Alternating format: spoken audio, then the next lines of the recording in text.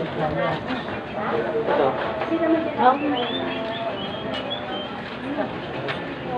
Puro yan. Sarap sa gulay itong isang. Ha? Isang.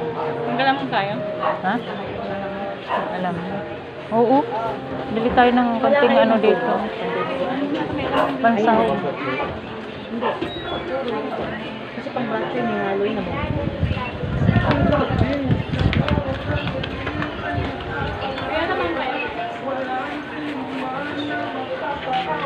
Pwede ba? Ha? Lamang. Bili tayo ng konti lang. Pansahog lang sa ano.